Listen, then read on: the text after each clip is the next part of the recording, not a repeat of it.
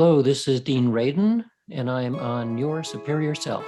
Hi, I'm Anita Murjani, and this is Your Superior Self. Hello, this is Dr. Raymond Moody, and this is Your Superior Self. Hi, Cultural Creatives. I'm Bruce Lipton, and I'm here to join you with Your Superior Self. This is Paul Selig, and this is Your Superior Self. What's up, everybody? I'm Aubrey Marcus, and this is Your Superior Self.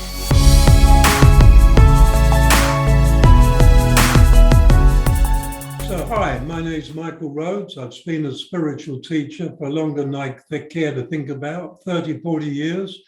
And I'm now talking on Your Superior Self with Trey. And thank you for inviting me. Oh, man. Thank you for taking the time. Michael, I'm excited because I'm not only a fan of your work, I'm also on that journey, same one that you're on, and I think everyone eventually will be on. Why don't we give everyone kind of like a backstory on you, right? Like we kind of have some similarities here because like you were a farmer. I'm very blue collar. My grandfather has a farm. But that turned out now you're an author of 23 books, right? I think it's 23. 23, you got it right. 23 books, and you are a spiritual teacher. How do you go from farmer to spiritual teacher? It was a rough ride.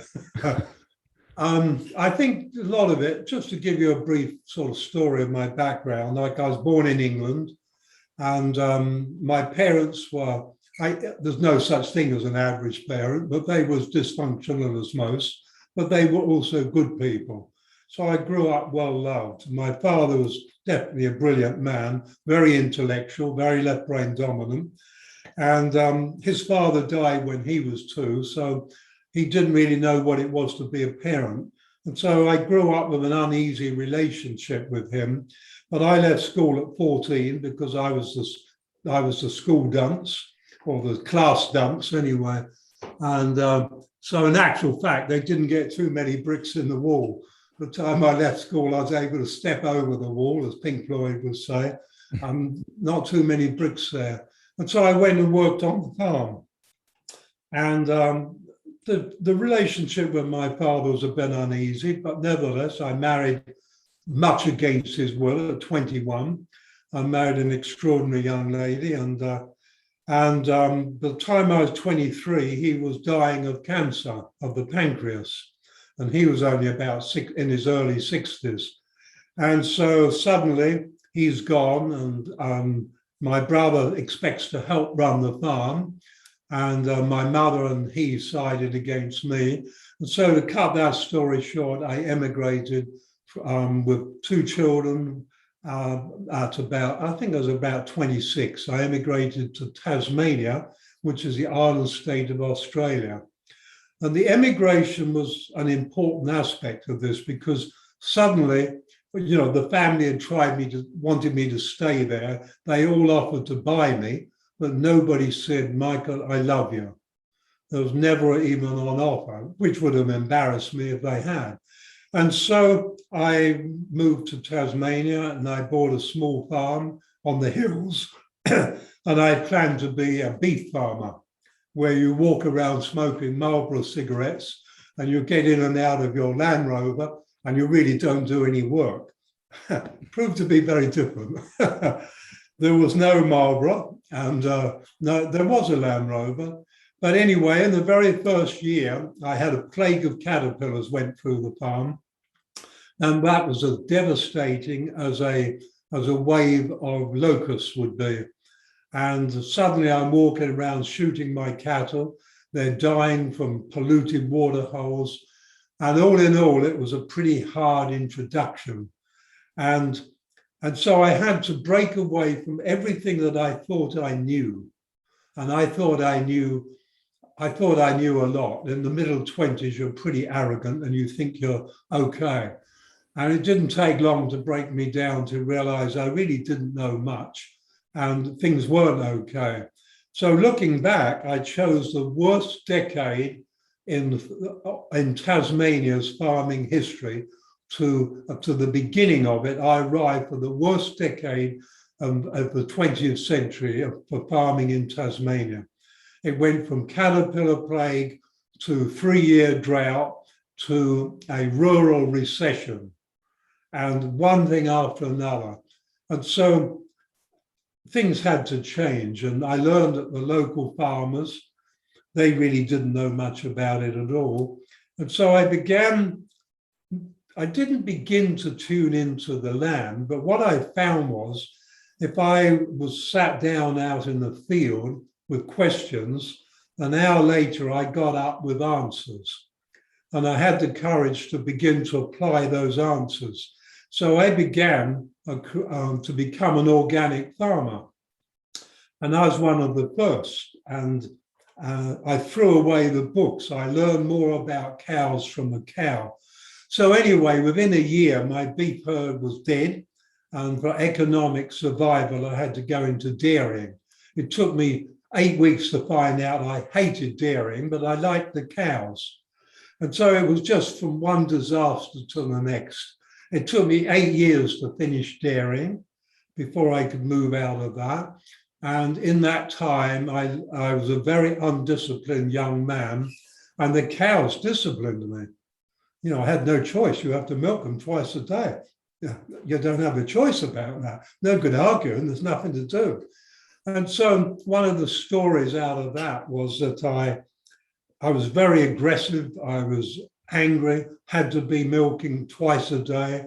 I came out in rage. And what I found was as soon as I walked into the dairy, the cows came in. There was hot green liquid shit flying everywhere. And there was nothing I could do to stop it.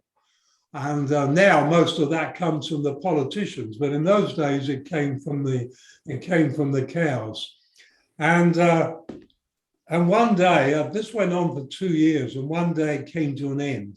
And that was one of the moments that was a complete change in my life.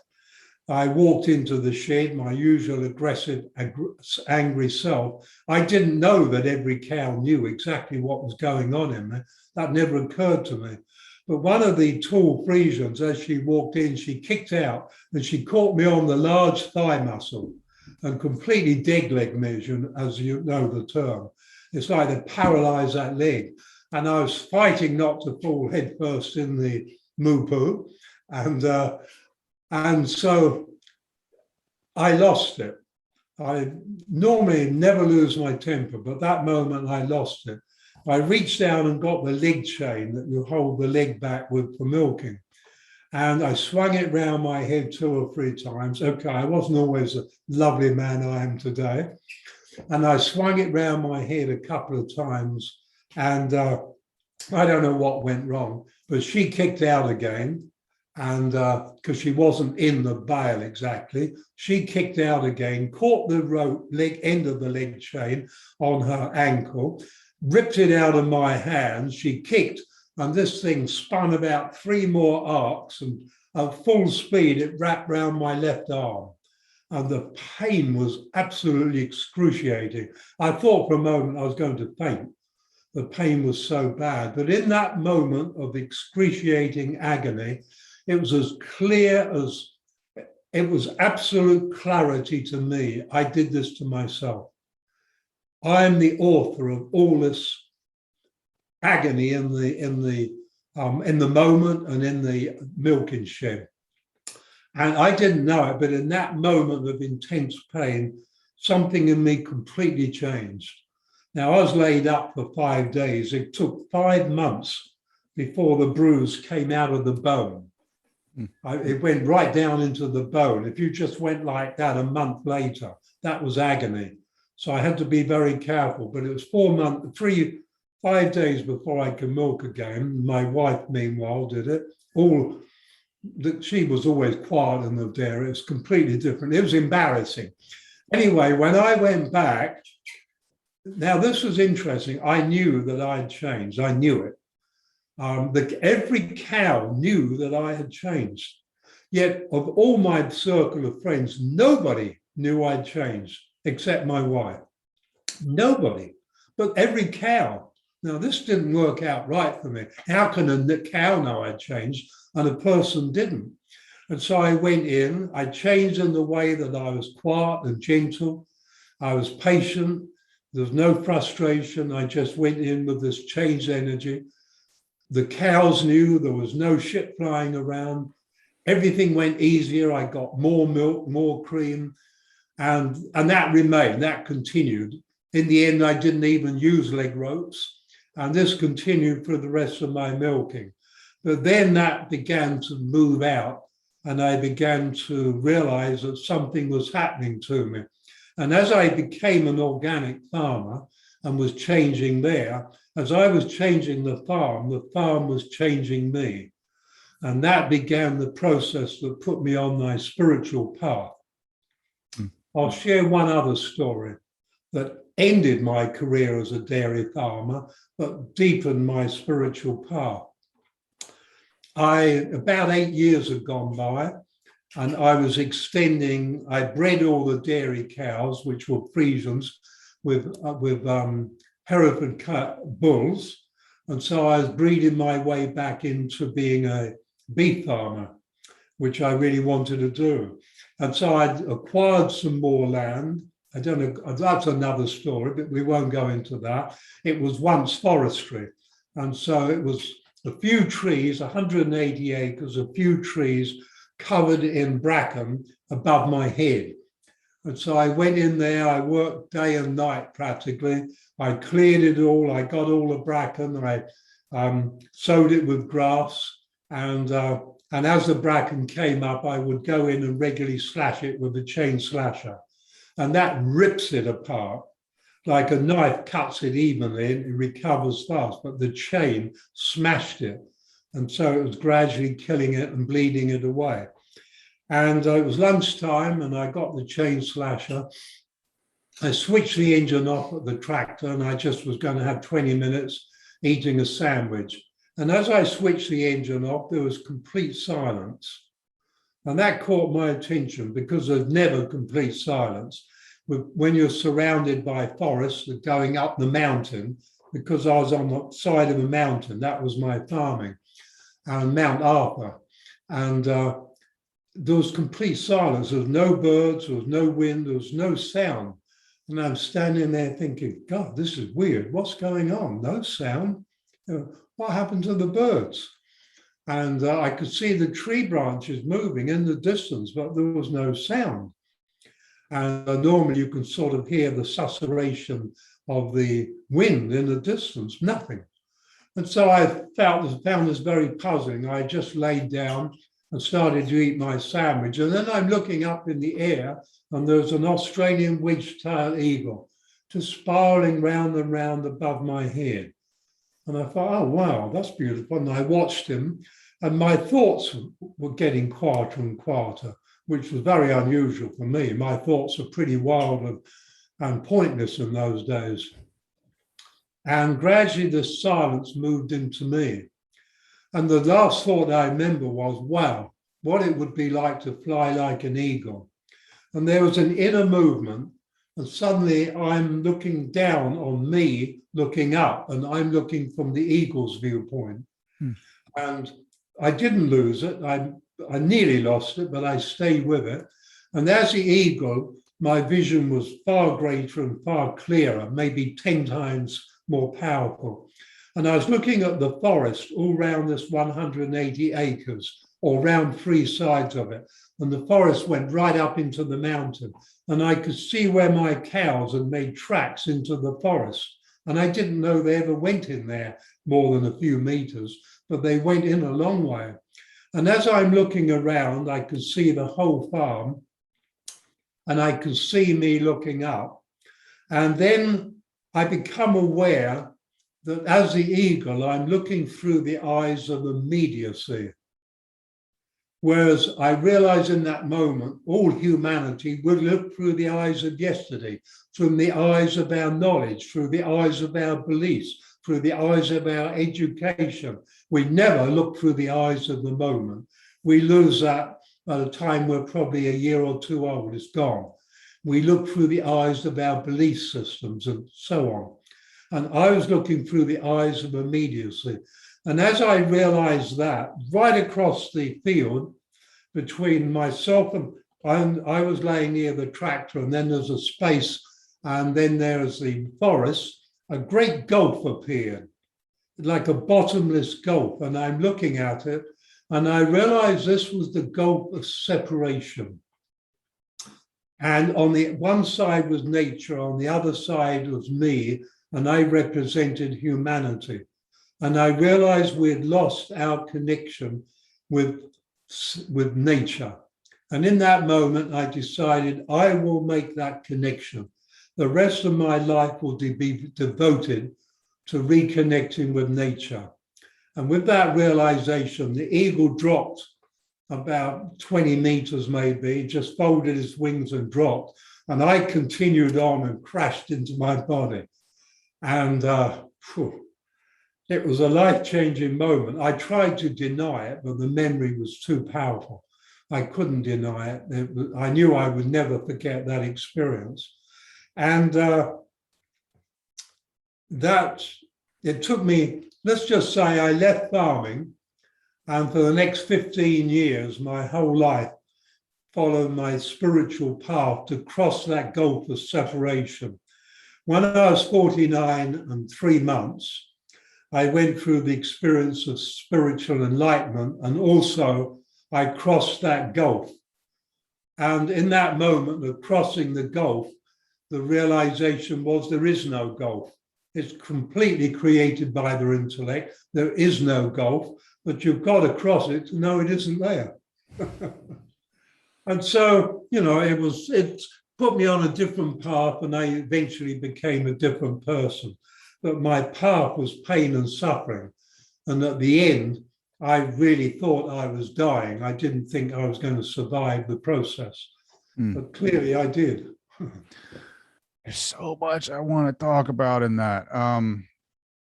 You talk about the one thing I'm just going to go through this book. It's called From Illusion to Enlightenment, which I think I've highlighted so much material in here. It's just so worth everyone's read. Pick it up right now, read it. Without playing false modesty, it's a brilliant book. I wish I'd read it beforehand. I wish I'd had it on my journey. Glad you went through all that suffering so I can read this book. I'm telling you right now. Yes, and I think that's brilliant. But you talk about newness and sameness, right? Like you had what you're talking about with nature and that connection, like you were looking at a river, but you were just seeing the river for what it is. You were just seeing it as a river, but something changed in you where you see it differently. Can you talk about that? Well, I went at a certain stage in all my development, I wanted to learn to listen, because I was aware that we don't see, we see out the eyes of yesterday, and knowing that doesn't change anything. It doesn't change. We still look through the eyes of our intellect, our beliefs and everything. But I knew that could change, and we don't listen. We hear people talking to us, but if two people are talking to each other, one person is in their head going through their replies, and they're not listening, and the person who's speaking is not even listening to themselves. So we've lost listening to and exchanged it for hearing. So subconsciously we hear. Listening is a conscious act. Seeing is a conscious act, but we have become a subconscious species. Bruce Lipton says about 94% of humanity is subconscious, and there are no subconscious techniques to make yourself more conscious. So becoming more conscious, you have to do things. And so I decided to learn to listen to the river. And I would sit there every day. It took 5 years. I'm persistent. I don't give up. And that's how long it took me to learn to listen. And, I'd hear the river, I'd hear the sounds, I'd hear tractors, I'd hear people in the distance, I'd hear cars going by, I'd hear crows, I'd hear birds, everything I could hear. But every day I'd go down to the river. And I wrote about this in my book, Talking with Nature. And so every day I'd go down to the river and listen. Sometimes I'd be there an hour or two, sometimes 2 or 3 minutes. Sometimes the mosquitoes would drive me away. Sometimes it would rain on me. Sometimes everything happened. And sometimes I'd get so bored with myself, I'd just get up and walk away. But anyway, I stuck with it. And a lot of things happened. But the point is, to leave all the stories out, there came the moment when I began to have a breakthrough. I began to hear the metaphysical river, because we're metaphysical beings living in a metaphysical world. The idea that we're physical in a physical world is a complete illusion. There's no reality, no truth there whatsoever. But that's a good game to play if you really know what's going on. And not a lot of people do. And so eventually the river spoke to me. And I could listen to nature, I could listen to trees, I still can. I can now listen to the universe, but that's another story. But one day the river said to me, and that was a shock, it said, "Do you see me as new?" It's like, oh God, I've just gone through one set of lessons. We've got to start another one, because the river is flowing past you all the time. Now, if you threw a stick in and watched the stick, you'd have to walk along with the river. And then you'd see the same bit of river. But the river, as it flows past you, is endless newness. And I didn't see the newness of the river. I could listen to it now, but I couldn't see its newness. And so I decided I'd practice seeing the newness in my wife. Well, I couldn't. Every day it was the same wife. I tried my kids, the same aggravating kids, 4 of them every day. It was so predictable what they'd do and say. And so a year went by and I still couldn't crack it. And then one day as I woke up, I had this inner knowing. Because if you persist, you get help. And this inner knowing through my intuition said, only the newness in you can see the newness in the moment and the newness in your wife. Oh, why didn't you tell me that earlier? So it took me nearly another year to find the newness in me. And when I found the newness in me, I went down to the river and I saw the newness of the river. And that day, the river then, instead of flowing past me, it flowed through me. And that was the beginning of the end, because within 6 weeks, I had to move out. My bridge board had gone. But now I saw the newness in my wife, the newness in myself, the newness in life. So I could hear, I could listen to the newness, and I could see the newness. This was my particular journey, and I made it probably as difficult as I could. But it was incredibly rewarding, because you never lose that, because you have to be conscious to see the newness of the river. There were journeys and there were experiences I had to go through in listening and seeing the newness. But that says it basically what happened.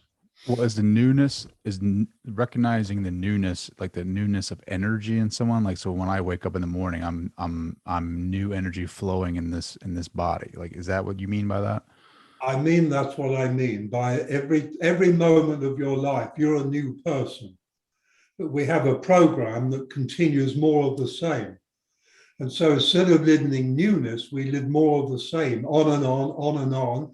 And eventually we die. We've never really lived. We've just been through the repeat of more of the same.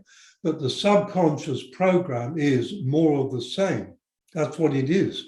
You can't bring newness into the subconscious program because it's a more of the same. It's the basis of what it is. So you can't have newness in it. And the subconscious is not bad or wrong, and you never get rid of it. But you can bring in, let's just say you're looking in a pond. I sometimes use the analogy of the pond skaters. You know what a pond skater is. It's that little insect. It's a little long-legged insect, and you'll see it on all the ponds. He skates over it.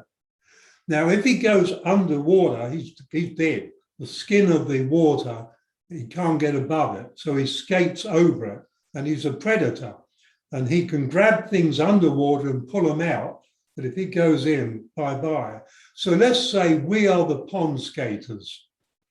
And let's say the pond is the subconscious. Now, we skate over it at the very best. Most people are under the skin and in the pond, and you can learn to get above the skin and you skate over the pond, and that's okay, because all the air above you That is consciousness. And so you skate over the subconscious pond, but you're now in the conscious reality. You're fully conscious. And when I say fully conscious, consciousness, there's not a point where you hit the ceiling. The more fully conscious you become, let's say the Christ was more fully conscious than I am, and the Buddha, but I'm heading on. I realize there's no ceiling, so I keep growing more and more in consciousness. And I don't need anything outside of me to teach me, because there is nothing outside self. You know, I am the world, I am humanity, I am the universe. And so when you realize that, you allow the teaching to flow from within, because there is no without. Mm. And then it's eternal newness. Mm. It's fun. Well, it is fun. And the whole aging process, as you become more conscious, slows down, because love is involved. Now, I don't know what I look like, but I'm 84, and my energy is better, is higher. I'm more healthy and higher energy than I've ever had in my life. And I find this an exciting process. I'm not as strong as I was in my 40s physically, but I'm strong enough. Well, you look great for 84, right? I think I've listened to everything. I think I've watched every YouTube video you have. I'm down to two, you know, I've read 2 of your books. I just love the material. I love your message. You talk about the illusion of reality, though. Like, this is an illusion. For people that haven't read your stuff, what do you mean by that? Okay, let's look at what's going on today. The humanity is going through the ringer. Now, I've been talking for the last 30 years, but I've been traveling the world as a spiritual teacher. For the last 20 years, all this century, I've been saying, we're in trouble, folks, because we don't have nowhere to go. We've become predominantly a subconscious species, and nature does not allow you to keep more of the same forever. Intellectually, we're growing, but where is the intelligence? You know, I mean, we're polluting our oceans. The way we're going, they'll be dead by 2050. We're wiping out our forests. We're polluting the atmosphere. Clearly, intelligence is not being used. Show me a government with any intelligence whatsoever. You know, we're Homo stupidus. Where's the sapiens? Wise humans? There's no wisdom to be seen. Now, I love humanity. I have no choice. I love who I am. I love myself. And I am humanity. I really, really love humanity and have enormous respect for humanity. But I also recognize humanity in our reality is a kindergarten school. This is, you know, if you look at three-dimensional reality, there are over 300 levels of different frequencies of it. We're just one of them. When we do a census, we say that's how many humans. It's laughable. 8 billion, I mean, God, that's just one, that's a stick in the middle of the river. You know, we're discounting that we are the river, not just the stick. And so this is exciting stuff. So right now, this humanity had no future. And it's interesting, they have programmed many computers, extremely sophisticated computers designed to give a forecast of where we're heading. And none of them saw us reaching the end of this century. And that's on a completely non-emotional, non-consciousness level. You know, this is purely logistics. And to me, that was blatantly obvious. Something had to happen. And so I predicted that there would be a pandemic of dementia. Well, in a way, it's a pandemic of fear. Forget COVID. The patent was applied for in 2009. 10 years later, they released it. That's completely man-made to bring about what's going on. And so we have an interesting, fascinating paradox, a total paradox. Long, long ago, the consciousness of humanity realized the probability, because all future is probabilities, and the probability was not good. The outlook was not good. And so we began to create our own means, one humanity, to put us through the vice that would smash the illusion. And so the cabal and all that, and all the low energy reptilians, because there's several layers of reptilian energy, like there is in humanity, and the lower energy is high tech, and they, with others, high tech, low energy, became part of the cabal to imprison and enslave us. Why? Because the humanity was growing deeper and deeper into victim consciousness. Now, if you have victim consciousness, which is obvious as you look at humanity, if you have victim consciousness, you are going to have the victimizer. So as the victim consciousness grew, so we grew the victimizer to show us that we are victims. And so that over the last 1,000 years, that's been growing and growing and growing until it reached the time, and the timing was appalling for the cabal, but until it reached the time when either human consciousness succumbed and we all became victims, which is the program of the cabal, to enslave us with the vaccination, which penetrates the brain barrier, so we all can become compliant, or to rebel against it. And as you rebel against it, as we begin to awaken, more and more people are now seeing the illusion. They're seeing the whole process is becoming exposed, and the cabal are no longer behind the scenes. They're right out in the front now, trying to control us. They own the media, they own the pharmaceutical, they own practically everything.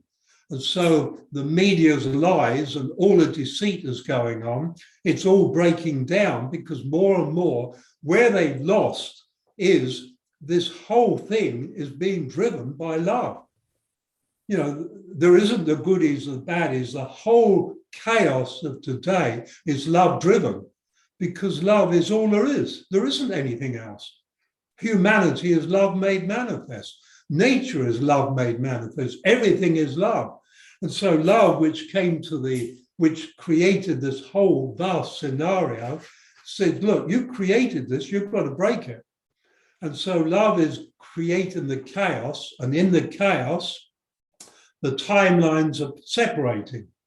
And so one part of humanity, the smaller part, which will number in maybe hundreds of millions, will move on, and I'm an optimist, yes, will move on into a higher frequency, but the greater numbers, the billions, will move on and have to play this Kabbalistic surrender compliancy thing out in their own way. I won't be playing it out because I won't be silenced. I'm still on my Facebook screaming out and saying, no, this is wrong. And they've tried to shut me down a few times, but hey, I'm still there. I'm still going. And so this is really what's going on. So it's man-made. So this is all good. It's all good. There's no such thing as death. We're eternal souls. And so we're so caught up in the horror of death. It doesn't exist. It's every time a human being dies, physically, the physical death, there's the opportunity to break out the illusion and to realize, hey, I'm not dead. I'm still alive. I'm a metaphysical being. But we come back straight in the same illusion. Somewhere it had to break. And nothing's going to break it for us. So we are responsible for creating a third world war, which is a war where the only weapon that wins is unconditional love. That's the only one. We've done thousands of wars with weapons of violence, and it just leads to the next war. Now, finally, we're in a place where more and more people are realizing the only way is love. So for years, my signature tune has been ... choose love.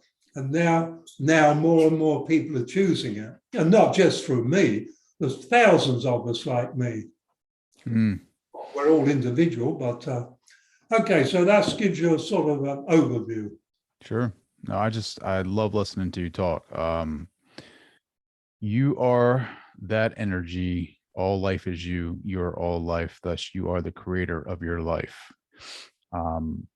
We are that one energy.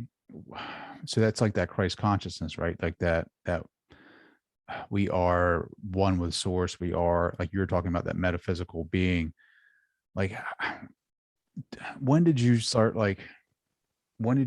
realizing this for yourself? Well, spiritual enlightenment, a lot of people tend to say I was enlightened in a certain year. Spiritual enlightenment is in the moment.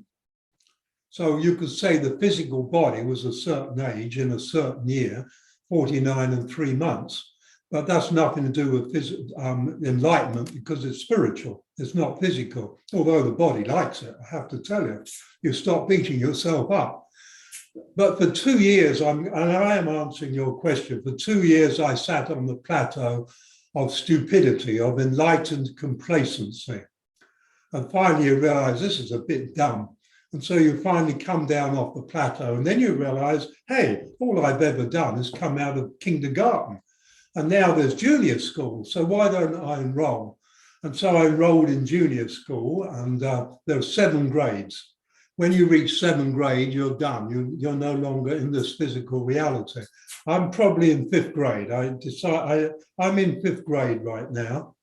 I'm not sure if I'll stay alive long enough in this body to get to 7th grade, but I don't plan on dying for at least another 30 or 40 years. So I'm sort of going to give that a shot. Anyway, and when you come down and go into the junior school, then your lessons, everything starts growing bigger. You realize an enlightenment is good. You come out of kindergarten and you no longer need to beat yourself up. You can sort of start choosing love. Now, in this comes another bit of a story. My first wife, you'll read this. I don't really like to talk about it too much, but when I was 49 and 3 months, and that moment of physical enlightenment, Michael walked out, and he had a soul agreement, and Mixael walked in, and I came from a 5th dimension. I tell you, I don't often talk about this. I think it's the first time online. And so I walked in from a 5th dimension. So I had a vast, huge knowledge that I couldn't comprehend how I knew so much of spiritual knowledge. However, spiritually I was aligned with the 5th dimension, but emotionally I was not. And so I had to come back into a 3-dimensional reality to deal with my emotions, because this is where you bring them into balance. And so that was a choice. And I came with about 20,000 others. And not that they had to come, but we came because the probability of now was already known to us. And we came back to be part of the matrix that would lift the humanity and make sure that it didn't collapse, that we win. And so we wanted to ensure that probability that love wins would happen. But for me, I also needed to deal with my emotions. I figured 2 years should fix it. 20 years later, I was nowhere near. I'd gone into, you see, when you're emotions are tough things. No, I've met many races, many species of beings. I've met many. I have never met any with anything like the human emotions. They're unique. And by the 6th dimension, our emotions and our mental body, our emotional body becomes one with the spiritual body. And our emotions allow us a means of communication far beyond anything that the intellect allows. I've experienced it briefly, and it's so far beyond the intellectual, which is so limited. But that's where we're stuck at the moment. And so I wasn't getting anywhere. And my wife, from the moment I walked in, she kept saying, I want to go home. I want to go home. And I knew what that meant. And she knew, we both knew I was a walk-in. But then there'd be long periods I would go in such denial of that. And so that was time wasted in a way. Well, explain the walk-in. Like I'm still learning. A walk-in is another, before let's say before Michael was born, when I'm in a higher dimensional realm, I have in my soul family, there's another, because they're not all in the same frequency. There was Mixile who said, I have to incarnate into Earth. I'm onto a 3 dimension. I've got to do this. I can put it off, but I've got to do it. And I've got to deal with my emotions. And Michael said, well, the probability is strong. After my last life in a monastery, that was hell. But it gave me everything I needed. The probability is strong that I will become enlightened in this life. And so if I do, I'm out of here. I'm walking out. I'm done. You know, it's too tough, that 3-dimensional realm. I need a break. You know, I've been tortured to death so many times. I need a break. And so they both said to each other, okay, we're in the same soul family. When you walk out, is it okay if I come in? I will take your body. And so please don't go and die. And so Michael said, okay, I'll keep the body alive, but I can't guarantee what shape it will be in. And so Mixel said, I will take the body. And so at the moment of enlightenment, it's quite a story. You'll read in one of my books, I walked down the timeline and changed the past so that I'd become the person who would become enlightened. We can do that. We can do a lot of things we don't think we can. So he walked out and I walked in. You know, that name is Mixael, but I'll refer to myself as I. I walked in and the body was in terrible shape. It was dying. And so I did a one-off healing. I healed it of everything. It had a back injury for 20 years with long periods of paralysis. I healed that. I healed the cellulitis, which caused the swelling of the left eye. I healed everything. And but then I got caught up in the illusion. I had no idea in the 5th dimensional world that the 3-dimensional illusion was so powerful. Boy, they need to come and try some of this. Anyway, I did try it. So 20 years later, I'm in 2006, I'm in America. I'm in Austria, and suddenly, Germany, sorry. And suddenly my wife has a pain stab through her. And she goes to hospital, they can't find anything wrong. She takes herself out of hospital, we fly to America. And in America, she's not fully well, but she's okay. And then we've been there about 3 days, and suddenly she's feeling pain again. And so we rush her into hospital. And over on the West Coast, we rush her into hospital. And I phoned that night, and she's under sedation. They're giving her morphine. Next morning, 6:30, I phone. She's okay. She's come through the night, and I say, okay, I'm about to start in intensive that morning. And at 6:45, they ring up and say, your wife's taken a turn for the worse, which I realize is an American expression of saying she's dying. And so I go in, and when I get there, she died. She's in the body is still alive, but she's no longer in it. And I sort of give her permission to die, and I give them permission to take her off. And what she's had is a massive aneurysm in the chest, a massive aneurysm. They couldn't touch it. And she didn't want to be here. She finally was going home. And so the next year, I discover that although I'm spiritually enlightened, and enlightened people don't like to hear this, but although I'm spiritually enlightened, I know nothing of love. And that was a shock. How could you be spiritually enlightened and not know what love is? Anyway, so for that year, she's a teacher for me. And I wrote that. That's about the first book of Through the Eyes of Love, book 1. And if you're reading that, that's the book where I write about this in Through the Eyes of Love, book 1. And so at the end of that year, I go through a metaphysical experience with her, and finally, I let go of her. I'd held on metaphysically, and she was basically saying, this is not love. I need you to let me go. I need to continue my journey. I need you to let go. This is not love.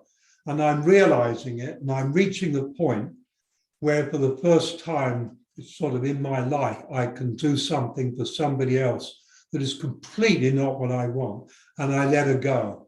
As far as I'm concerned, that's it. We'll never see each other again.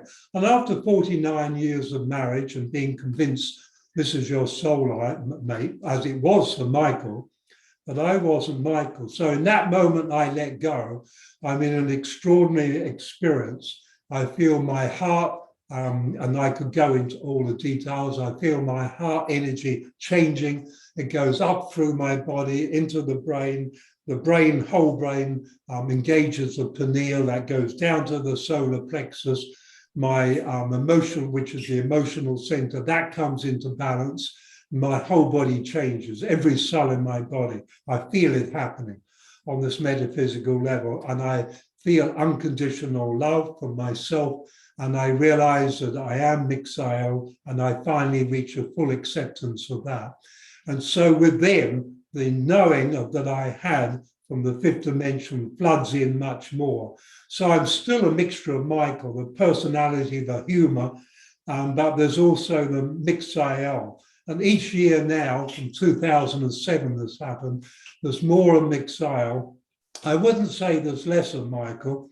I love his sense of humor and I ain't letting it go. And so I've now found a beautiful amalgam of the energy of Michael, which is, he's gone. He's with Trini and they're gone. I'm married again to the lovely Carolyn and I need her. I mean, she matches me in many ways. I need her. And if I'm going to continue, I work better with a mate, with a soulmate. And so she is for Mixael, the soulmate that Trini was for Michael, but he walked out. And from that moment, on a soul level, she knew and she wanted to be with him. So she is and has been since 2006. And I think that's wonderful. And so that's a story I never tell online and don't plan to do it too often. And that is a very brief summary. Well, I appreciate you sharing that. I appreciate that's where some of this stuff comes from that expands so easily into greater and greater knowing. It's something for me that in the moment is the universe. In the moment, everything that is is. And more I tune into that moment and keep expanding with it. Well, I guess my frustration is like, I want to be, I'm persistent like you, right? Like I go down every morning and I meditate and I get into where I can silence the mind and have, I don't know if you call it visualizations or if it's the imagination or whatever, but like, I don't know what is what. Like, and then when I'm done, like I feel good about meditation, right? Like I feel good about what I'm receiving, but it's like, I'm still questioning whether or not, like, you know, you talk about, I haven't been able to detach from the body and have a, you know, like the eagle story you're talking about, but I have been able to, like, you know, speak to the universe, I think. But then again, is it me speaking or is it like me wanting to do that so bad that I'm making myself think that I am? Does that make sense? Like, yeah, I get it fully.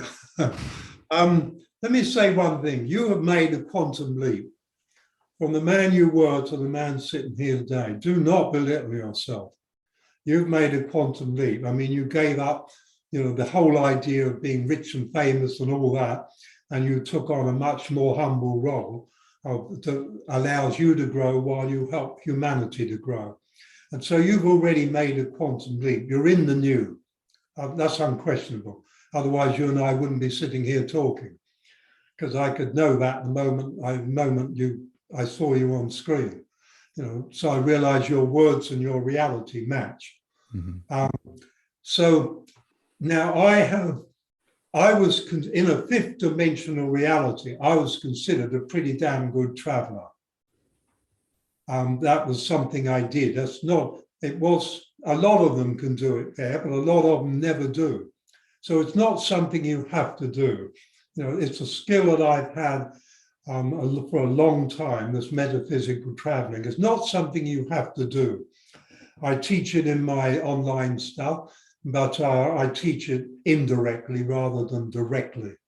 And it's not something you have to do. What I would suggest you do, I was always very fortunate. My great fortune as Michael was that I was not an intellectual. I was very right brain dominant.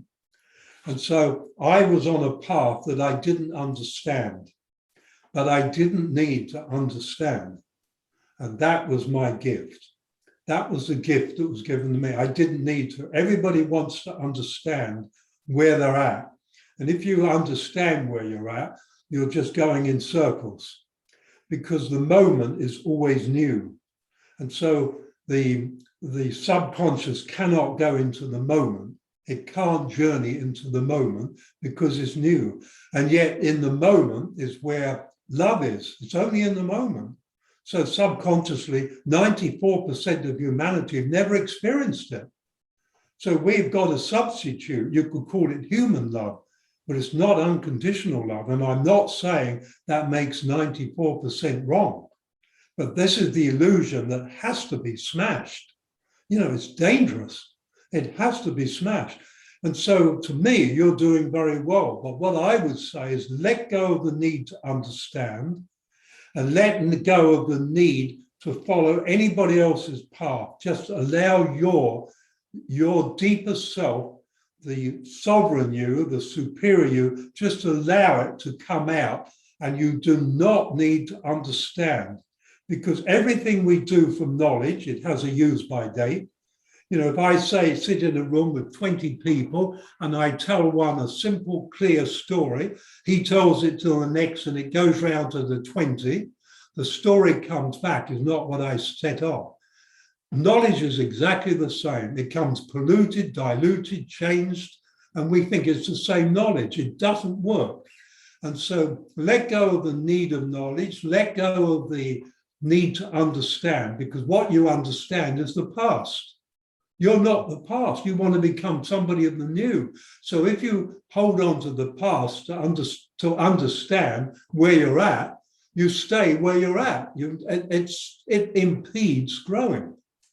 So you don't understand, and somebody says to you, so what's going on, Trey? And you say, don't have a clue, but it feels good. We're in good country then. That's where things are getting good. You know, that book, I didn't want to write it because as soon as I put words down, it isn't what it is because the words are too limiting. But finally, Khalil Gibran said, you've got to write it. Even if you don't write like me, you need to write it. 20 years I sort of messed around and finally I decided, okay, I'm at the point to write the book that I needed to make me the person who could write the book. I have to say this quote because it's really, this is, I underlined it, I highlighted it. You trust yourself without any conditions, hour by hour, day by day, week by week, month by month, year by year. You simply continue to consciously keep on trusting self.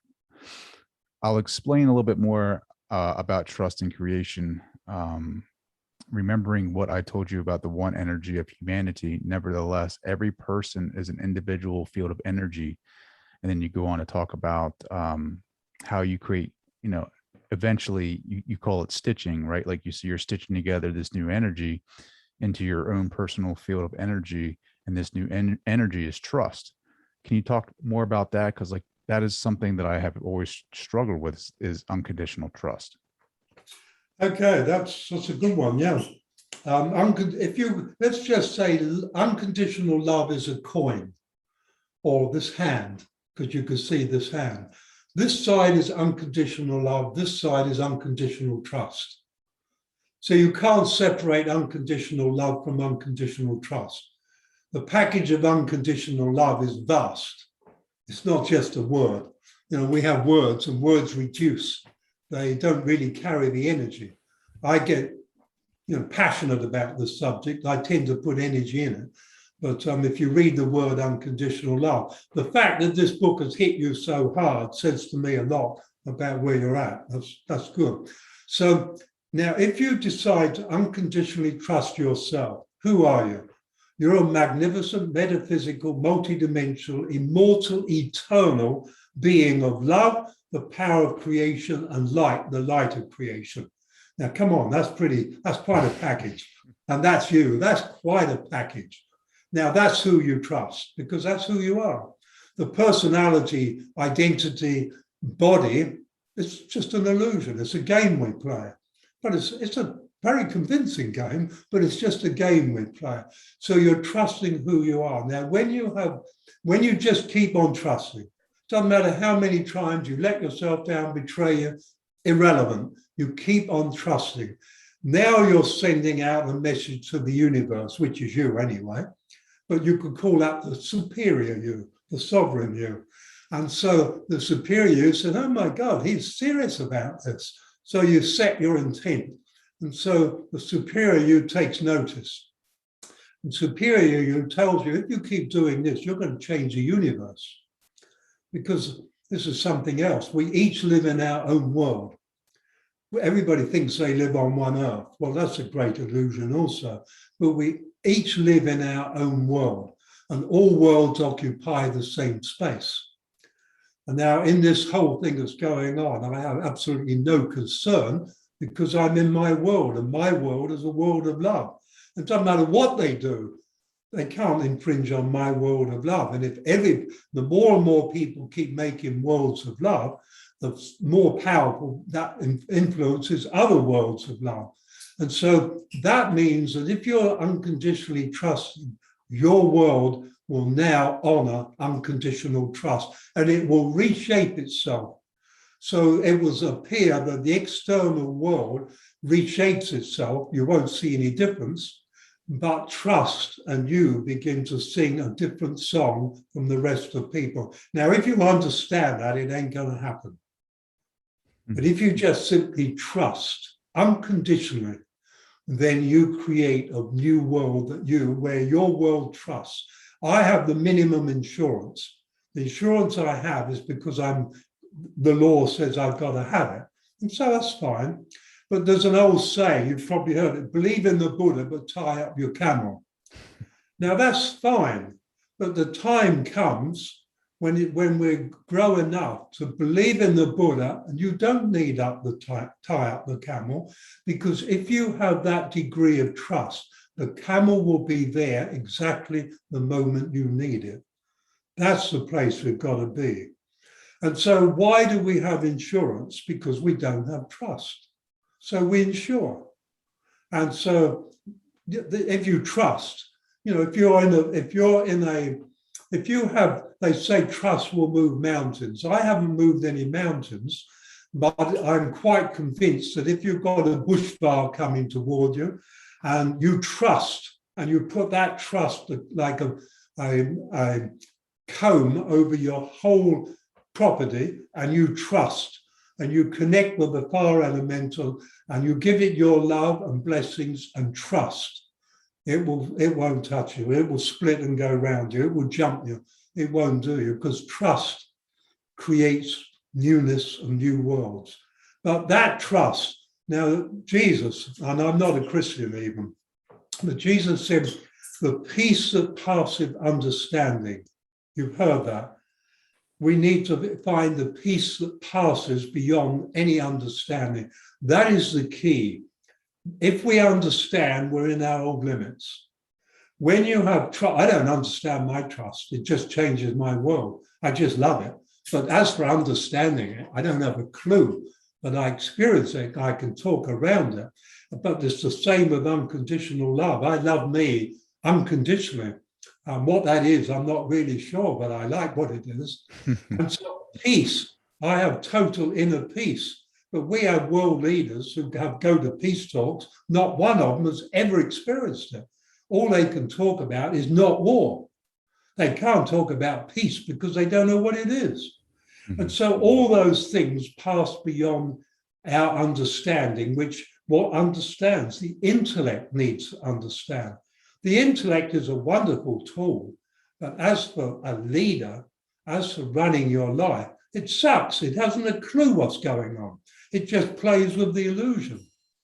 And so you've got to let go of the need to understand and allow yourself to have the need to experience. I have conscious experiences that I can't put a thought to, I can't put a word to, but they're in the state of consciousness and I'm comfortable with it. I'd love to be able to write about it, but I can't, because the moment I bring it into a linear term to understand, that's not what it was. And so I have to accept that. What about like when you go to sleep, that dream experience, and then like meditation, like which one do you put more stock in? Like I know, like I have some pretty wild dreams, but my meditations can be just as wild. Like which one would you? Well, I think you have to be true to yourself, maybe the superior self. And so I started off with Maharishi Mahesh Yogi's Transcendental Meditation. Did you hear, by the way, that when he was still alive, the Maharishi had to go to the dentist? And the dentist said, you've got a cavity. Would you like me to fill it? The Maharishi nodded, yes, that'd be very good.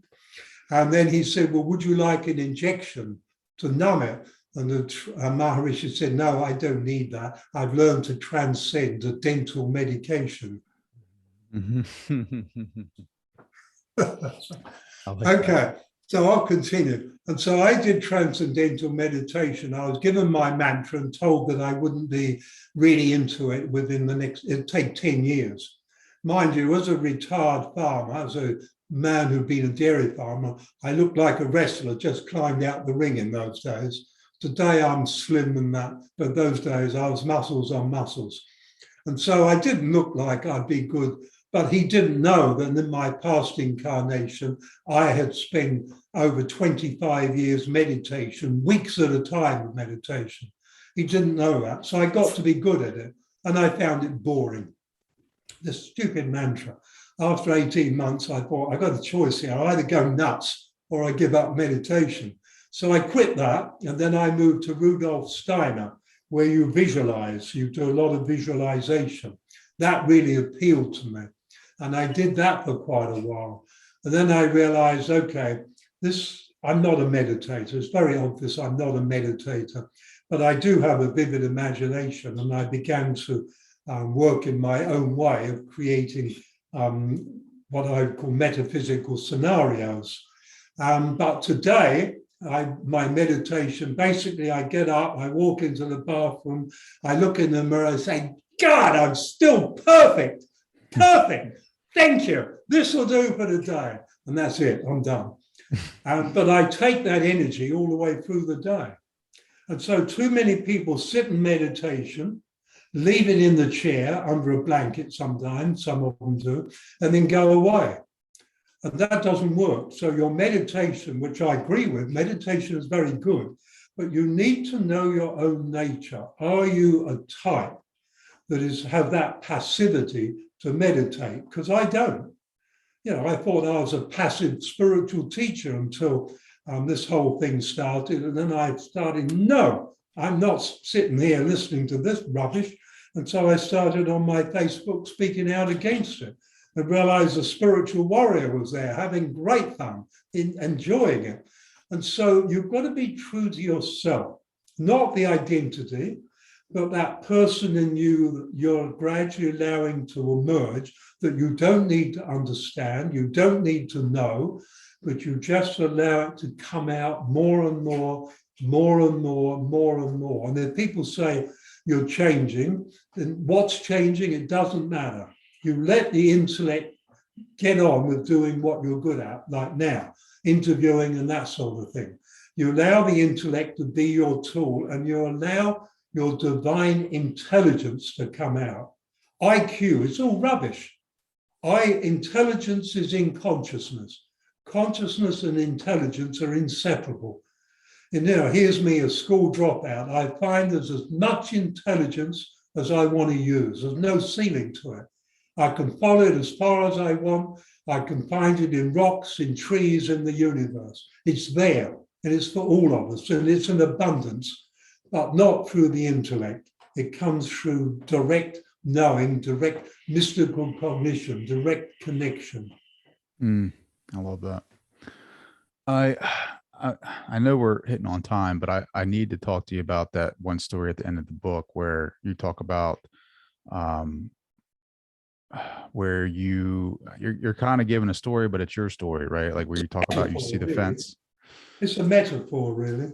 Yeah. Can you talk about that?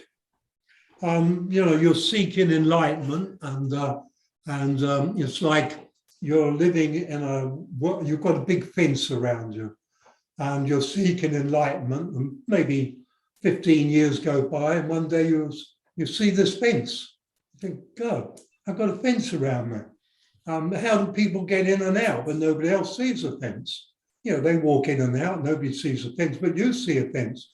And then you go to the fence and you try to beat it down. You try to get a sledgehammer, you smash away at it, spend several years smashing away at this fence. And it doesn't break because it isn't there, but you see it and it's there. And you talk to people about it. What do you do about the fence around you? What fence? And finally you realize people think you're weird and you're alone, and you're very, very alone. Your closest friends, nobody really understands you. And in that process, you begin to let go of the need to be understood. And that's a wonderful one, to let go. And then one day you're sitting there staring at the fence and you see there's just a tiny chink of light coming through. God, I don't remember that. That wasn't there. Was that there yesterday? And you go over to the chink of light and you think, now, what do I do? So you get the sledgehammer again, smash, smash, smash, smash, and you finish smashing and there's no chink of light. And so you go back and sit down, no chink of light. Next day you look, there is a chink of light. And so you don't do anything anymore. You sit down and you look at that chink of light, and gradually, gradually, gradually, the chink of light grows. And one day you walk over and you step through the fence that isn't there. There is no fence. There's no chink of light. There is no fence. But you step out into a greater reality. And you realize you're seeing a world that very few other people see. I've never met anybody who sees the greater world that I see. And that's okay. You're comfortable with that. And once again, you're comfortable with people. So you see the illusion, you see the greater reality. And you continue in the dream, but you're no longer in it. You walk in the dream awake. You play with the illusion and do what you have to do in it, but you see the greater reality. And the greater reality, it's always been there. But you can't get through it by force. The intellect can't take you through it. It's a surrender. It's a complete surrender. So that's what you do. You surrender to the fence. You just surrender, and you keep surrendering, and you keep surrendering till the word surrender takes on a totally new meaning. And then you find you've never surrendered in your life. And then you follow this different surrender where every part in you sort of collapses, there's no resistance.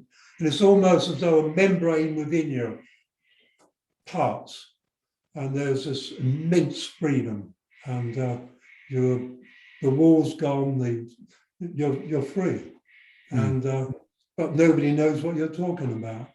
And you read about freedom, and you read a book. Love is the greatest of the emotions, and you realize a woman's never experienced love because love is not an emotion. Love is the power of creation, and you write about it, but you don't get attached to anybody understanding. Wow, that's some powerful stuff. But like, I struggle with sometimes, but you struggle because your intellect has got a question and it wants an answer. Yeah, so I struggle with your program says, hey, it ain't easy, man. You've got to struggle. Look, enlightenment is as close to you. If you're sitting down for breakfast, you've got your toast sitting there, you've got your butter sitting there, and your marmalade sitting there. And it's which one will I choose today? It's toast, that's how close to enlightenment. Butter, that's how close to enlightenment is. Marmalade, that's how close to enlightenment. So you do a 360-degree turn. And so you're looking in the opposite direction. And what you see, you don't understand. You don't understand it. And you say to intellect, okay, we're going to change our relationship. You do what I tell you to do and chuck your questions away. I'm going to go with the moment. I'm going to surrender into that moment. I'm going to surrender into love. I'm going to surrender into peace. I'm going to surrender into joy. I'm going to surrender into everything that lives in the moment and never comes out. And the intellect say, how are you going to do that? And then you just laugh, because you don't need to know how you're going to do it. It's going to happen because you are the world. Michael J. Rhodes, how can people find out more about you? Well, that's an interesting one. For many, many years, I hid away from people. I traveled the world, but I avoided publicity. And it was only after my late wife died that I thought I had a choice. I either continue as a spiritual teacher and reach out to the world, or I quit. Quitting was very tempting because I love nature and I could just have a great big garden and play for the rest of my life. And I decided, no, that's not why I'm here. Mixile came to give, and he came to find what he's found. He's brought it all into balance, and now it's my turn to give. And oddly, the giving is starting more now since COVID online, because I can now reach out to more people. So people like you help me. People like you who share out and say, this guy, maybe he has something worthwhile listening to. People, I need you, people like you, as much as you need people like me. Mm-hmm. Absolutely. Well, I can't thank you enough for joining the show. This has been fantastic, and we got to do it again. I'm willing, I'm open to doing it again, and I can't thank you enough for having me on. And if you can put me out there to more Americans, I'm not very well known in America. In Europe, I have quite a big, I hate the word following, but in America, Michael who?